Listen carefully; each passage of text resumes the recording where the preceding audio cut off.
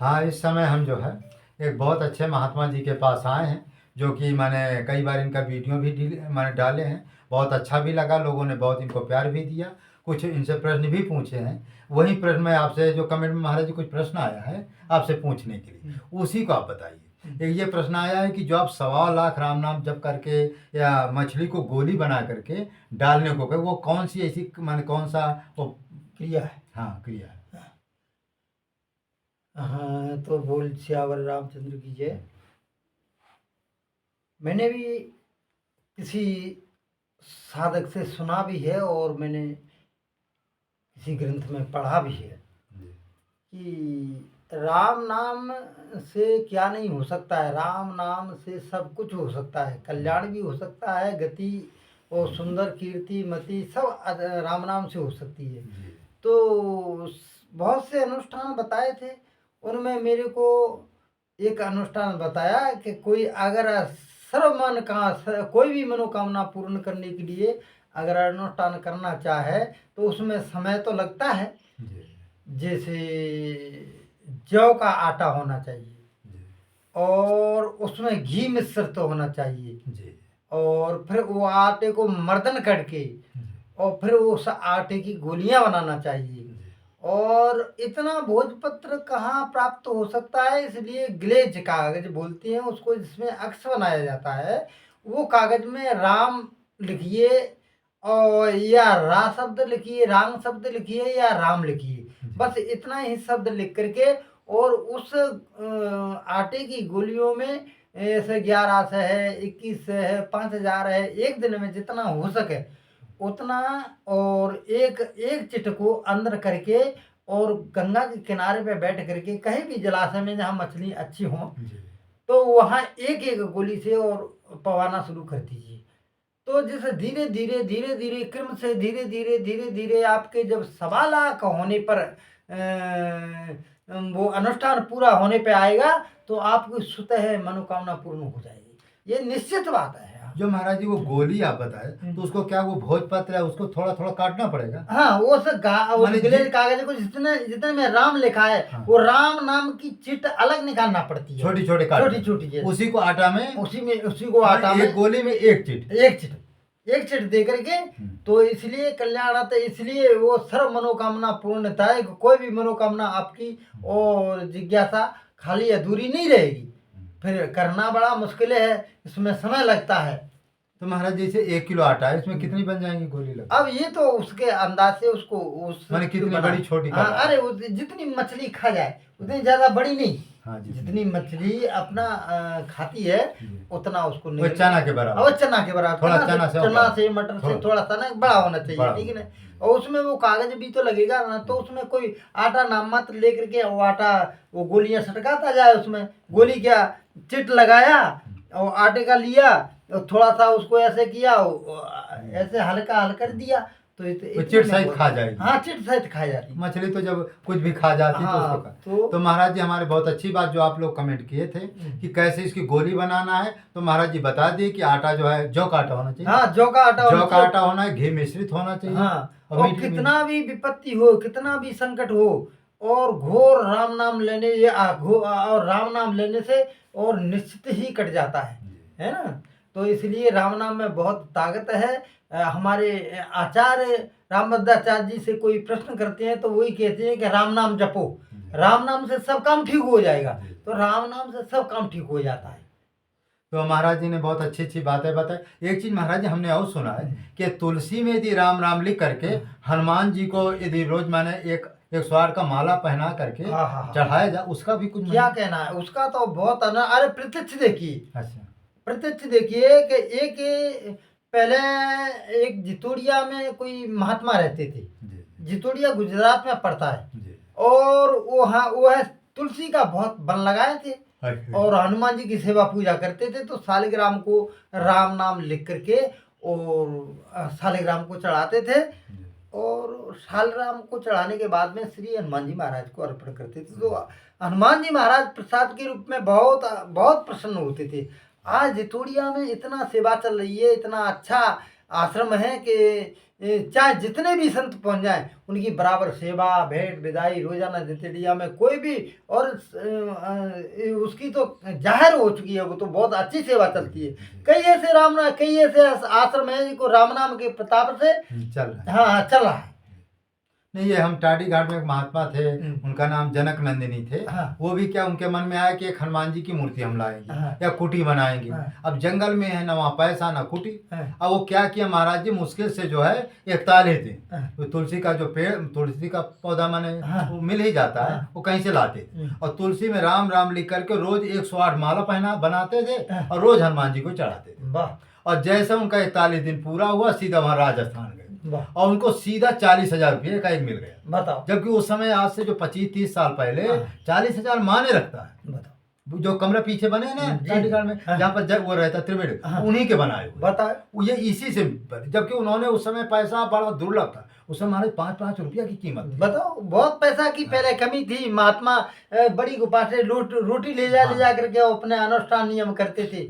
हैं अब तो चित्रकूट में थोड़ा दान दाताओं लोग जानने लगे, वीडियो पे महात्मा प्रचार करने लगे, मीडिया वाले भी बहुत दूर दूर तक विदेशों तक प्रचार फैला दिया।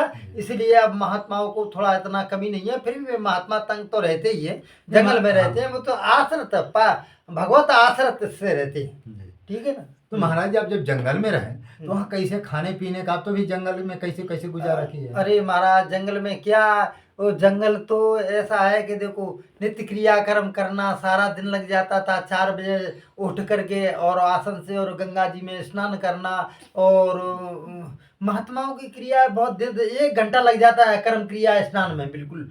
और तो उसके आकर के फिर भगवान का नाम जप करते हैं। अच्छा, नाम जप में भी शरीर शुद्धि होना चाहिए। मंत्र गुरु से प्राप्त किया है उसका, अनुलोम विलोम और क्या क्या करना चाहिए, अंगन्यास करन्यास सभी करना चाहिए, विनियोग करना चाहिए। जब राम मंत्र का फल होता है, ऐसे ही राम राम लेने से तो नहीं होता है। मंत्र आदि का जप किया जाता है, वो अनुष्ठान रूप से एक जगह आसन पर बैठ करके किया जाता है। जो पूरक रेचक कुंभक, इसके बारे में थोड़ा बताइए, कैसे पूरक रेचक कुंभक किया जाता है? अरे पूरक कुंभक ये तो श्वासा है। जैसे श्वासा को अंदर लेना, बाहर छोड़ना। कैसे छोड़ते, कैसे थोड़ा ऐसे ऐसे ऐसे करते हैं ना, अनुलोम विलोम करते हैं, तो इससे कई रोग कुछ पूरक रेचक कुंभक। ये पूरक रेचक है कुंभक है। एक से खींचना और एक से छोड़ना। कितने मंत्र करना चाहिए? अरे उसको 10 मिनट 15 मिनट जितना हो जाए तो उतना करना चाहिए उसको, है ना? कुछ लोग हमको बताए 16, 32, 64 का कुछ है का ऐसा? अरे ये तो प्रमाण है, पर जितना करो उतना अच्छा ही है। हाँ, रोग के लिए कोई भी शरीर में रोग हो तो उसको अनुलोम विलोम करना चाहिए। इसको तो महाराज जी हमारे 12 साल तक आप जो है ये खप्परों पर जो तापे हैं, हाँ, ये कैसी क्रिया थी? अरे ये तो देखो पंचाग्नि रावण ने भी तपा है। अच्छा। पंचाग्नि विभीषण ने भी तपा है, ये इनको और कुंभकर्ण ने भी तपा है। इसलिए ये पंचाग्नि में बैठना, गर्मी का सीजन है, माघ के महीना से है। डिलीट हो गए। हाँ महाराज जी से आज हम जो है, महाराज जी हमारी बहुत कठिन और घोर तपस्या की है, जिसको कहते धूनी। धोनी का मतलब होता है कि अपने चारों तरफ अग्नि जला लेते, फिर उसी में बैठते भी, उसको धोनी कहते। हमारे धोनी की परंपरा कब से चालू हुई? ये तो परंपरा पहले से हमारे ऋषि मुनि हैं, पहले से परंपरा चली आई है, इसलिए पहले से तपते आए हैं। आज वही ऋषि मुनि महात्मा हमारा नियम बना गए हैं, और इसलिए हमारे ये वैष्णव क्या, ये सभी सन्यासी लोग ये भी धुनी तपते हैं। तो इसका ये नियम है कि पहले ये माघ में धुनी उठाई जाती है। कितने प्रकार की धुनी होती है? ये पंच धुनी होती है, सप्त धुनी होती है, द्वादश धुनी होती है।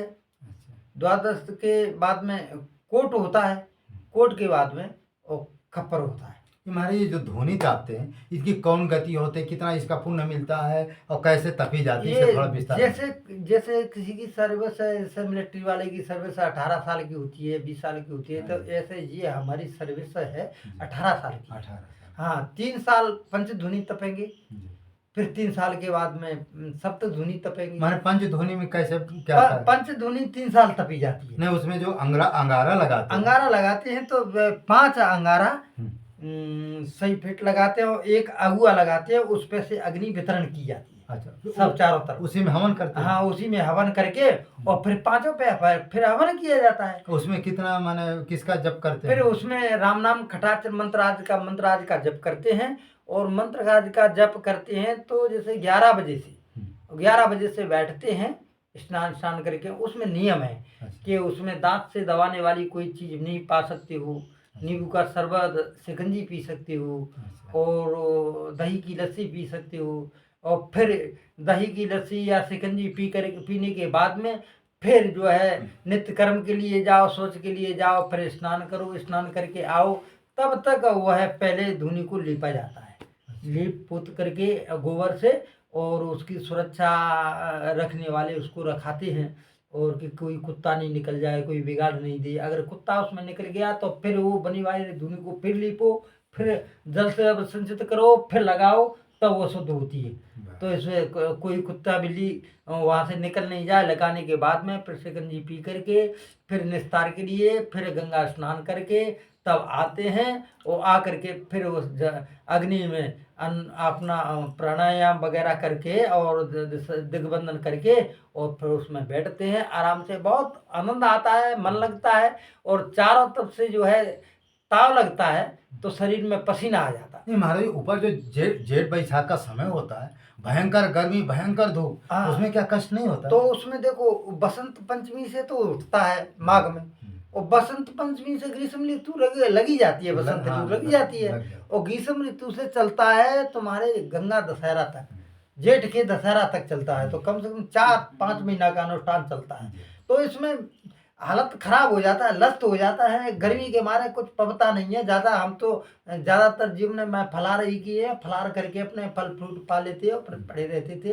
पहले बहुत आनंद आता है, फिर बाद में बड़ा सुख मिलता है। अच्छा। हाँ, बाद में तो बड़ा सुख मिलता है। जब से फलाहार छोड़ा तब से फिर उतना आनंद, जितना हमको आनंद, कई लोग तो धुनी 18 साल की पूरी हो जाती है फिर जो है पंचधूनी से फिर प्रारंभ कर देते हैं। आज भी सीताराम दास जी महाराज हमारे महाताई कैंप के पंचधूनी से दोबारा तिबारा प्रारंभ की है। तो महाराज जो 84 धुनी है, हाँ। इसमें तो कितनी अग्नि आप लगा अरे देते हैं? इसमें तो थोड़ी थोड़ी लगाई जाती है, नियम है लेकिन उसका। महाराज उसकी गर्मी ऊपर हाँ। आकाश की गर्मी, सूर्य भगवान की गर्मी, नीचे की गर्मी, बड़ा कठिन अरे रहता तो है। वो तो एक सहायक होता है, सहायक भी है धुनी अग्नि बटाने के लिए। वो अकेला क्या क्या करेगा, 84 जगह पे फेरना है अगुआ, तो एक दूसरे दो महात्मा हो जाते हैं, उनको सहायक होते हैं। अरे तपस्या सबको करवाने सबको के लिए। नहीं मिलता। सब, हाँ, सबके बस की बात नहीं।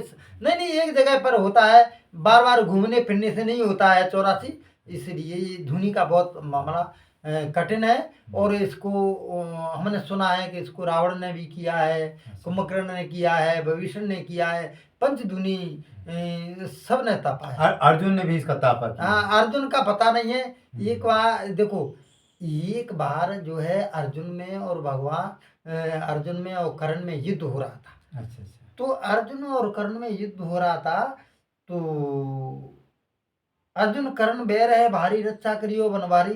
तो अर्जुन बाण मारता था तो दो पग पीछे हटता था कर्ण का, और जब कर्ण मारता था तो एक इनका 3 पग पीछे चला जाता था। तो कि ये अर्जुन, ये जो है कर्ण का और अर्जुन का जो है युद्ध हो रहा है, ये युद्ध नहीं है। एक बार हम आपको बताते हैं कि एक बार अर्जुन और भगवान कृष्ण बोले कि देखो इसको तो मैं क्या कहूँ, आपको चल करके ही बता देता हूँ।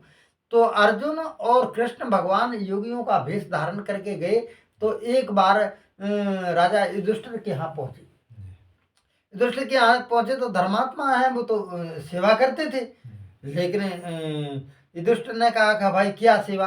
तो इन्होंने कहा कि महाराज हम धुनी तापते हैं और धुनी के लिए हमको लकड़ी चाहिए, और 12 महीने ये धुनी तपते हैं। ठंडी के सीजन में लकड़ का धुना तपते हैं और गर्मी के सीजन में कंडी का धुना तपते हैं।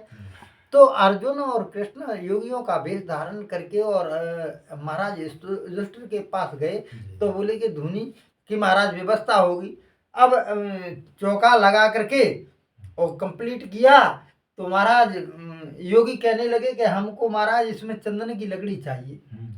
अब चंदन की लकड़ी चाहिए तो एकदम महाराज युधिष्ठिर विस्मित में पड़ गए और कहने लगे कि भाई ये चंदन का बंगला बना हुआ है, सिंहासन है और चंदन की लकड़ी रात भर धूनी तापने के लिए कहाँ तक प्राप्त होगी। तो मौन रह गए, मौन रह गए तो कोई इनकी इच्छा नहीं है। तो योगी दोनों अर्जुन और कृष्ण भगवान साधुओं के उनकी पलंग भी वो बनी थी हाँ पलंग भी बनी थी तो वहां से चल दिए तो इनकार कर हाँ इनकार कर दिए। तो उनके उसके बाद में जब राजा कर्ण के यहाँ पहुंचे तो कर्ण ने कही कि स्वामी की सेवा सुरूप थे और अपने स्वामी की सेवा अपने से करना चाहिए, क्योंकि अतिथि निराश बास से जावे 100 जन्म के पुण्य नसावे। उसके 100 जन्म के पुण्यों का नाश हो जाता है। ना जाने इस संसार में सबसे मिलना धाय और ना जाने इस संसार में कब नारायण मिल जाए। तो युधिष्ठिर के राजा कर्ण के पास पहुंचे तो उनने कही महाराज हमें धूनी तापने के लिए लकड़ी चाहिए। ठीक है लकड़ी मिलेगी आपको। तो कि लकड़ी चंदन की चाहिए। तो चंदन की चाहिए तो उसने राजा कर्ण ने अपने सिंहासन में बाण मारा तो पूरा चंदन का था। लीजिए महाराज आप तापिए। साधु बोले कि ये इससे हमारा पूरा नहीं होगा। तो राजा कर्ण ने बाण मारा अपने बंगले में, तो बंगले के थंबे टूट गए और बंगला गिर गया। बोले गए अब तो पूरा हो जाएगा। देखिए हाँ अब पूरा हो जाएगा। तो दानी हुए तो राजा कर्ण ने ऐसा पुण्य प्राप्त किया था कि इससे उनकी धुनी की पूर्ति हुई। तब कहा कि अर्जुन और कर्ण में युद्ध हो रहा है तो अर्जुन नहीं लड़ रहा है ना कर्ण लड़ रहा है, जो दान दिया था जो पुण्य किया था। तो इसलिए आज आप लोग जो दान कर रहे हैं संतों को मेवाएं, तो आदमी इंसान कमा करके वो मर जाता है चला जाता है, कहीं किसी को नहीं है। ये तो मन की गति है। मन से लाख दान कर दे चाहे कुछ भी कितना भी दान कर दे लेकिन नहीं बन पाता है। और जो दान दिया है वही करोड़ों गुना मिलता है।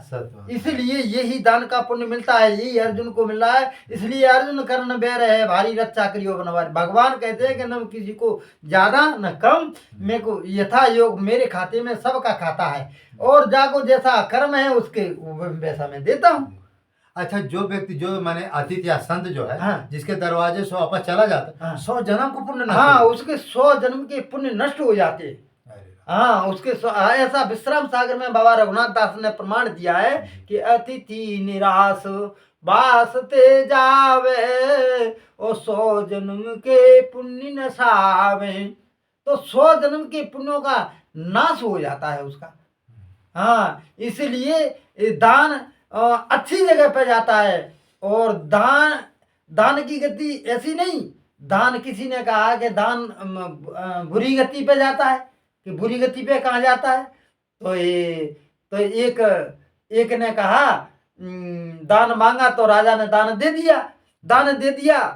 तो एक राजा के पास आया और एक मछुआरा और उसने दान मांगा कि महाराज भिक्षा, तो लो भिक्षा दे दिया। उसने उस दान से लेकर के मछलियों का जाल खरीदा तो जाल से रोजाना मछली पकड़ना शुरू कर दिया। तो जो उसका धर्म का ध्वजा फहरा रहा था वो धीरे धीरे आकर के वो गिर गया। तो दान ऐसा, दान दीन को दीजिए ओ हरे दीन की ब्याद औषधता को दीजिए सुजा के रोग शरीर। इस और दवा उसी को लगती है जिसके शरीर में रोग होता है। दान उसी को दिया जाता है जिसको दान की आवश्यकता होती है। और जिसको दान की आवश्यकता नहीं है, भरपूर भरा है चकाचक, तो उसको दान देने की क्या है। उनको तुमको लाखों गुना प्रमाण में लाखों करोड़ों गुना वही दान तुम्हारा और एक छत्र बन जाता है। तो कर्म, ये कर्म है अपना दान देना तपस्या करना। एक है ना रावण ने कहा है, मंदोदरी ने कहा है रावण से कि कर्म के भागे तुरंग चढ़े और कर्म के भागे छत्रपति हुई। कर्म घटो जब रावण को तब सोने की लंक छिलंक में कोई। बीस भुजा 10 शीस कटे, हिल की भर नार मंदोदरी रोई। मैंने पिया तो सो बहुत कही, पर कर्म करे सो करे नहीं कोई। जो कर्म अपना अच्छा करोगे अच्छा फल मिलेगा, और